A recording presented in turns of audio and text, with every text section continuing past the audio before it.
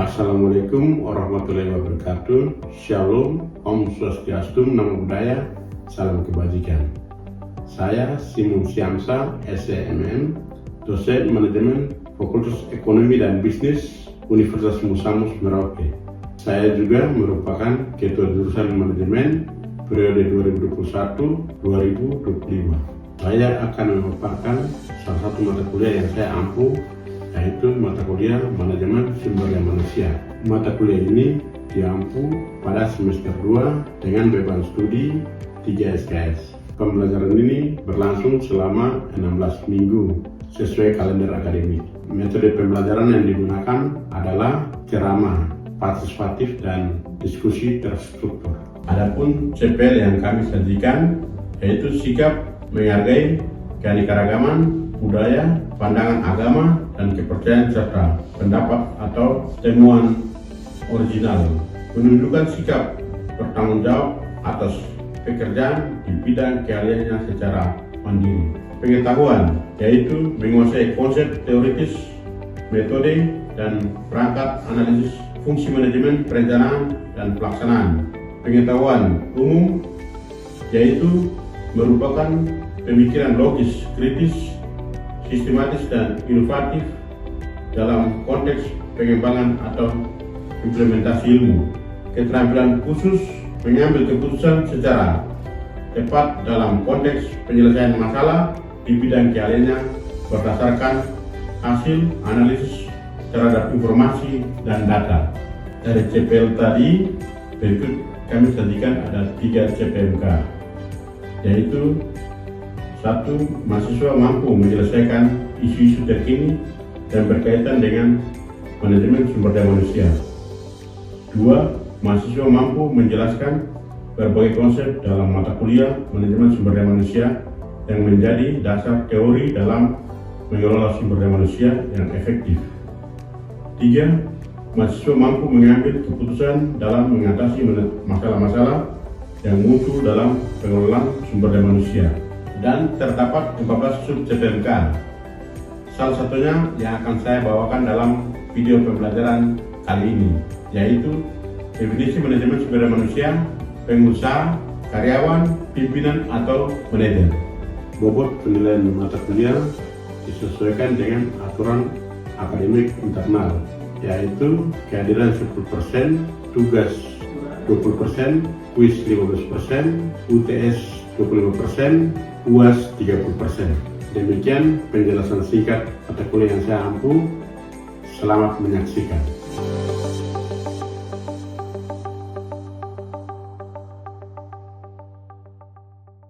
Selamat pagi semua.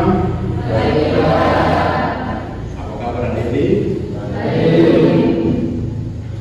Baik-baik saja. Saya sendiri yang akan mengampu mata kuliah manajemen sumber daya manusia. Jadi untuk kontraknya seperti biasa, mahasiswa bisa datang bila terlambat harus ada izin atau WP ke kelas, sehingga disampaikan kepada saya bahwa mahasiswa tersebut ada izin atau terlambat. Baik, RPS dan rubrik penilaian saya sudah bagikan link Google Drive di grup kelas. Nanti ada tinggal masuk ke situ, tinggal lihat rubrik penilaiannya dan pertemuan dan pokok pertemuan di dalam RPS nanti. Ada sudah baca materi di Google, materi manajemen sumber daya manusia? Kalau sudah, nanti salah satu saya minta untuk bisa menjelaskan definisi dari manajemen sumber daya manusia. Ada sendiri, nama siapa? Mustika, Pak. Mustika, oke. Coba jelaskan. Menurut saya, manajemen sumber daya manusia adalah proses perencanaan, pengorganisasian, pengarahan, dan pengendalian kegiatan yang berkaitan dengan pengadaan, pengembangan, pemberian kompensasi, dan pemeliharaan tenaga kerja dalam suatu organisasi. Baik, apa yang disampaikan oleh teman-teman Mustika baik sekali, dan saya bantu untuk meluruskan manajemen sumber daya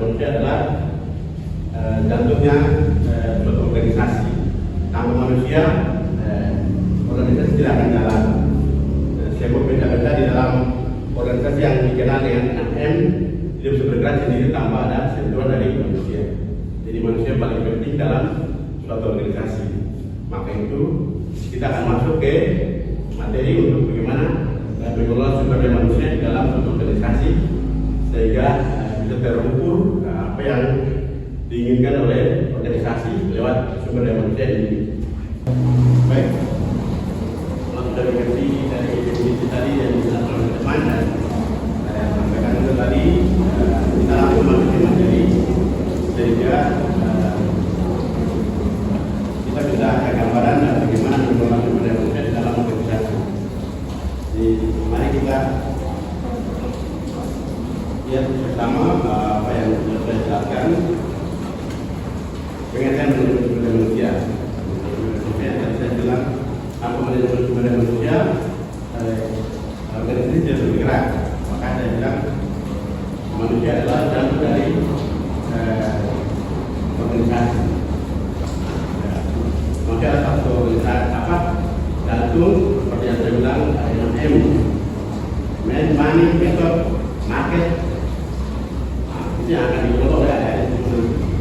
Ada di sini dalam kepemimpinan untuk bagaimana memimpin organisasi. Sehingga ADR tahu bagaimana mengelola sumber daya dalam organisasi. Salah satunya kita pelajari tentang manajemen sumber daya manusia. Bagaimana manusia dalam organisasi. Jadi manusia dikelola, diarahkan sehingga seluruh organisasi tercapai.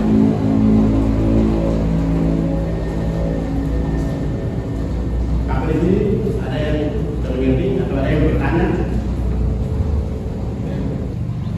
Pak, ya. Dari 6M yang Bapak berikan tadi, mungkin saya bertanya apa fungsi-fungsinya? Baik. Ini saya. Baik, pertanyaan kamu. Kalian dari siapa? Adil. Oke. Tentang penjelasan tentang 6M. M itu yang bisa sebutkan itu M pertama manusia, kedua uang, money, itu metode, itu mesin, market, itu bahan baku, itu yang dilakukan oleh seorang pimpinan atau manajer sumber daya manusia untuk mengelola dengan ini. Apa di sini? Mengerti? Baik. Kita masuk ke materi selanjutnya, itu tujuan manajemen sumber daya manusia. Organisasi mendapatkan sumber daya manusia yang kompeten. Jadi kita harus seleksi SDM yang bisa diperlukan di dalam organisasi. Seleksi baik-baik. Kalau seleksi nanti organisasi akan salah. Jangan pakai orang dalam juga. Seleksi baik-baik. Wawancara, background, pendidikan, perhatikan, kita punya dengan mudah juga perhatikan. Sehingga kita tidak salah memilih karyawan yang selalu sudah keluar, sudah punya pendirian dan kemudian dari pimpinan kalau kurang baik bukannya keluar terus. Maka itu seleksi baik-baik, tanya ke pimpinan karena di organisasi atau di tempat ini apa. Hari ini nanti peraturan dan budaya diterapkan oleh perusahaan ini. Sampai di sini mengerti? Baik, kalau tidak ada pertanyaan di kelas ini, kita lanjut ke materi selanjutnya, yaitu fungsi manajemen sumber daya manusia. Itu ada 6 SDM. Kita bertenang untuk SDM berapa untuk mengisi kekosongan dalam organisasi atau kita butuhkan. Itu baru kita mengadakan seleksi. Berikutnya seleksi baik-baik ya, seperti saya bilang. Jangan salah, seleksi jangan kata teman, kami atau kita keluarga. Kalau saja kompetensinya akan membuat organisasi jadi maju. Latihan dan pengembangan. Setelah kita rekrut, kalau misalnya perkembangan zaman kan makin canggih, SDM ini kalau kurang kompeten, jadi kita adakan bagaimana SDM berarti dikasih studi. Nah, nanti materi dari sana kita bawa untuk memberikan edukasi kepada perusahaan SDM yang kita sendiri, sehingga mereka punya pemahaman tentang perkembangan zaman yang sangat canggih, sehingga perkembangan zaman itu tidak bisa tumbuh karena dia akan berlari terus. Jadi kita harus siapkan sumber daya manusia yang kompeten di dalam organisasi dengan cara dikasih studi pagi, dikasih pelatihan, sehingga kita bisa bersaing dengan perkembangan zaman kita. Itu penilaian kinerja. Nah, kita harus itu setelah SDM tersebut sudah bekerja, kita menilai mereka kinerja baik atau tidak. Kalau kinerja sudah baik berarti dikasih penghargaan berupa atau jabatan atau dikasih rumah atau rumah, motor, kendaraan, atau mobil, kasih penghargaan sehingga kita bisa mempertahankan dari itu dan dia bisa loyal di dalam perusahaan. Kompensasi, bisa kompensasi apa-apa yang dia capai kita kasih reward penghargaan berupa tadi. Sampai di sini ada pertanyaan? Tidak ada? Begitu semua ya. Baik, kalau tidak ada pertanyaan, kita masuk ke materi selanjutnya tentang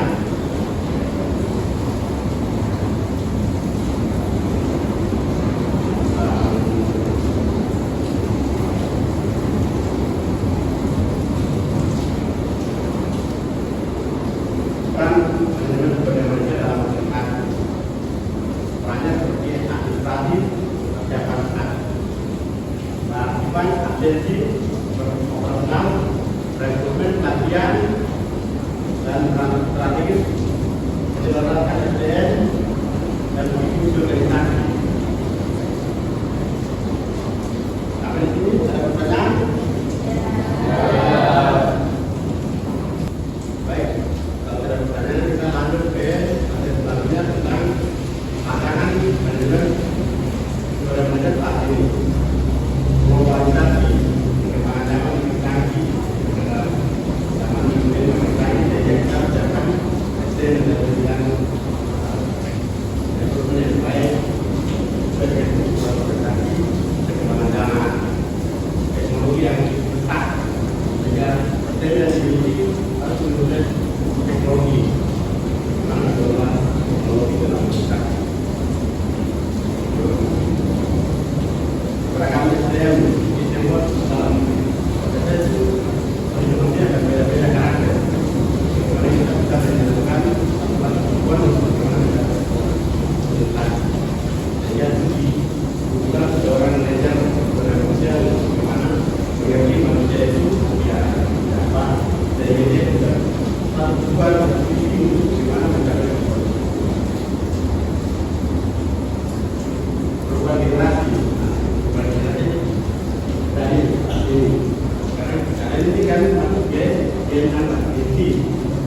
Nah, kalau saya gen milenial, saya masuk inti. Jadi kalau kamu lagi adalah gen apa ya? Jadi generasi. Baik, kalau tidak ada pertanyaan kita masuk ke materi selanjutnya, yaitu peran manajemen sumber daya manusia dalam organisasi, yaitu peran administrasi, pengarsipan, absensi, peran operasional, rekrutmen, pelatihan, dan peran strategis menyelaraskan SDM dengan visi misi organisasi, peran konsultatif, saran, kepemimpinan, dan tantangan SDM. Sampai di sini ada pertanyaan? Baik, kita masuk ke materi selanjutnya tentang manajemen sumber daya manusia tradisional dan modern. Tradisional yang dari dulu fokus pada administratif, reaktif, dan manual. Surat dulu surat harus ke pos, sedikit tunggu berapa bulan, berapa minggu lagi baru sampai di sini. Nah, kalau sekarang lewat email tradisional, manual, masih pakai manual. Kalau pakai modern, SD modern, strategis, proaktif dan serba sistem digital. Jadi kita tinggal hari ini kita mungkin surat, hari ini juga bisa dibaca oleh orang. Jadi karena zaman makin canggih, sehingga butuh SDM yang mengerti tentang teknologi. Bagaimana mengelola teknologi dalam komunikasi. Baik, sampai di sini ada pertanyaan? Ya. Lanjut lagi ya ke materi selanjutnya kalau tidak pertanyaan. Hubungan MSDM dengan ilmu lain, psikologi, kepribadian, motivasi. Ini harus dimiliki oleh seorang manajemen sumber daya manusia atau seorang SDM. Bagaimana kita tidak wawancara psikologi orang ini, apa pembunuh atau apa, berdarah dingin atau tidak, itu harus kita lihat dengan baik. Mempunyai keahlian-keahlian itu, kepribadian, motivasi, sosiologi, budaya kerjanya bagus atau tidak. Itu ekonomi, upah dan produktif, hukum, undang-undang ketenagakerjaan juga harus ada, sistem HR digital juga harus ada. Jadi semua SDM harus memiliki kepribadian seperti psikologi, kepribadian motivasi, sosiologi dan budaya kerja. Sampai di sini ada pertanyaan? Baik, dari beberapa materi yang saya sampaikan tadi, saya ingin semua untuk kita mampu ke materi selanjutnya, kita mampu komunikasi. Jadi saya minta bagikan pokok untuk bagaimana kita belajar untuk berpikir bagaimana dari solusi apa yang dari organisasi dengan judul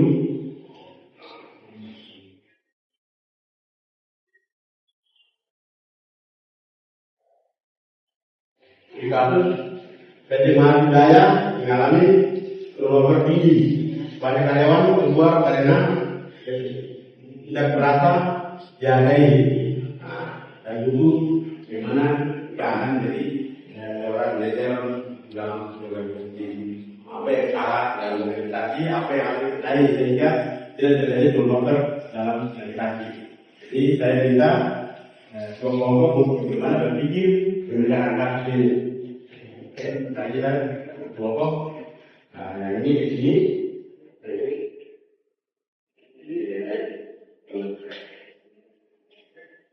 Baik, kelompok. Jadi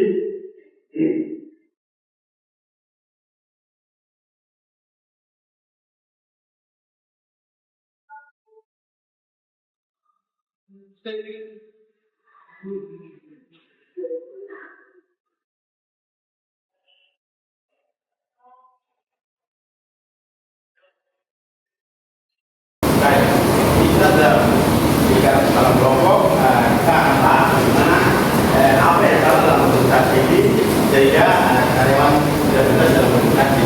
Ada yang salah diingatkan di organisasi atau teman kerja yang tidak sejalan sehingga ada untuk bagaimana melakukan apa yang perlu diperbaiki dalam organisasi. Ini berarti baik.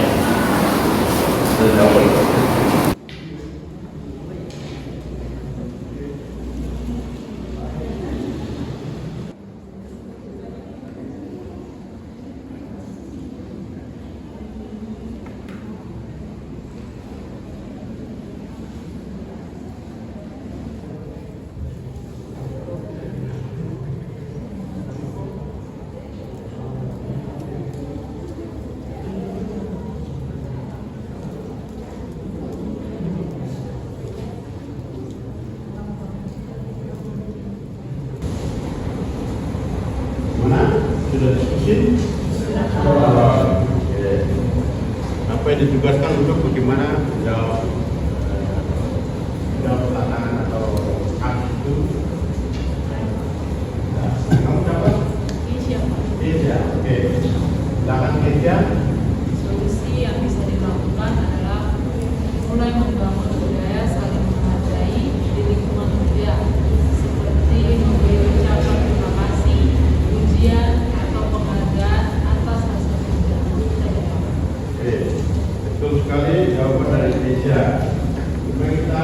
menghargai antara karyawan. Kita kalau dalam organisasi dianggap sudah kayak keluarga, satu buku, salah kita tahu bahwa ini salah. Dia saling peduli satu sama lain, sehingga tujuan organisasi tercapai, tujuan kita punya keinginan juga tercapai dalam organisasi. Jadi saling menghargai, pimpinan juga menilai baik juga keberadaan karyawan sehingga tidak tersinggung, sehingga apa yang dicerna dari perkataan dari pimpinan sehingga membuat motivasi para karyawan. Kalau kita marah-marah dalam organisasi, jelas karyawan tidak bisa dalam organisasi, sehingga harus membutuhkan komunikasi yang baik, yang enak didengar, sehingga apa yang kita minta dari karyawan tersebut bisa dikerjakan, sehingga tidak terjadi masalah yang tadi terjadi seperti turnover atau masalah karyawan dalam organisasi. Tapi itu berarti tentang kelompok satu.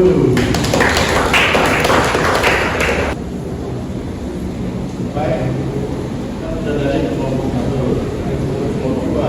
Apa sudah selesai diskusi? Siapkan fungsi apa yang akan bertawakan dalam organisasi tersebut? Siapa yang sudah menjawab? Dan kamu, Rustika, silakan Rustika. Memberikan apresiasi secara rutin, ujian atau penghargaan. Yang kedua, bangun komunikasi terbuka dengan karyawan. Yang ketiga, terapkan sistem reward yang adil berbasis kinerja. Yang keempat, ciptakan lingkungan kerja yang nyaman dan produktif. Dan yang kelima, sediakan pelatihan dan jalur karir yang jelas. Kita jawaban dari kelompok dua, bagus, dan beberapa poin tadi yang sudah dijelaskan. Jadi kita harus memberikan ruang dan karir yang jelas kepada karyawan, sehingga saya kira di sini berarti saya punya jenjang karir seperti saya sudah studi pasti akan dibiayai latihan atau tidak saya punya kebutuhan dibiayai seperti kendaraan, sebagai pekerjaan atau tempat tinggal, kesehatan dijamin. Karena itu juga punya upah juga diperhatikan. Yang harus dilakukan oleh organisasi. Kalau kita tidak perhatikan itu, karyawan akan tidak betah dalam organisasi. Dan banyak tawaran-tawaran dari perusahaan lain mengambil kita sebagai karyawan yang berpotensi dalam organisasi.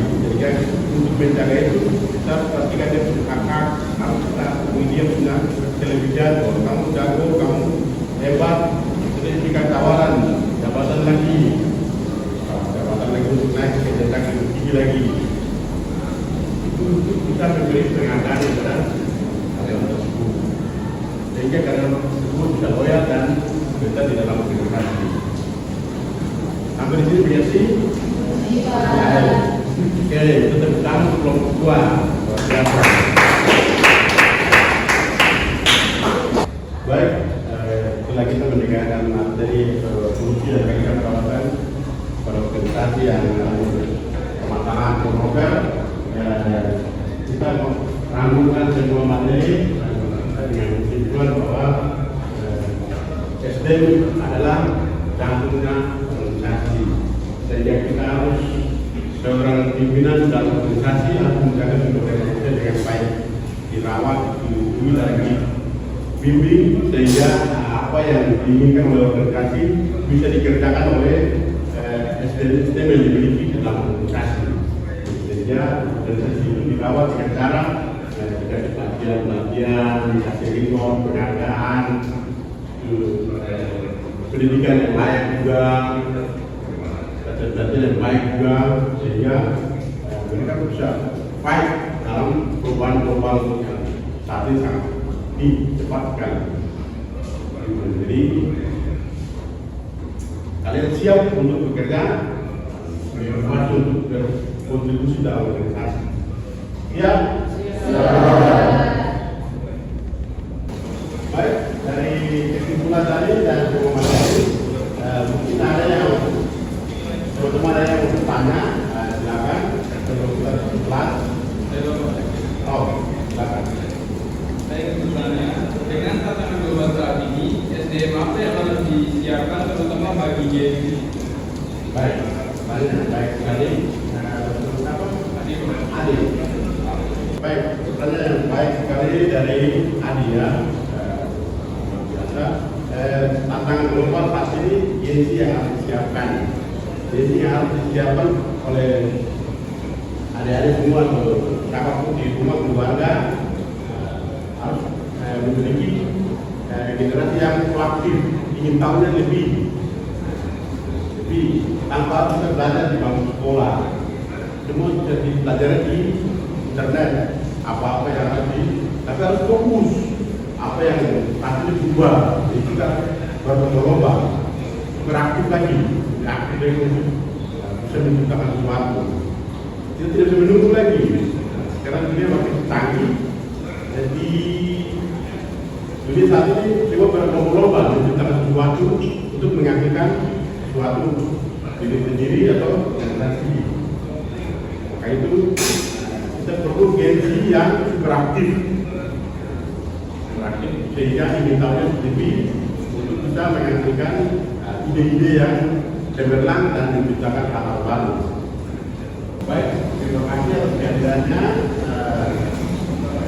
Semoga materi tadi bisa bermanfaat untuk adik-adik untuk kedepannya. Sebelum kita ikhlas dengan memberikan tugas, namun tugas tersebut saya akan pilih lewat drive yang sudah saya bagikan di kelas. Jadi nanti Anda masuk itu dan melihat tugas apa untuk mengerjakan. Sehingga kita langsung kumpul besok. Besok setelah kita belajar kita akan kali tugas masing-masing. Terima kasih. Selamat siang. Demikian proses pembelajaran mata kuliah manajemen sumber daya manusia. Terima kasih sudah menonton. Wassalamualaikum warahmatullahi wabarakatuh. Shalom, Om Swastiastu, Namo Buddhaya, salam kebajikan.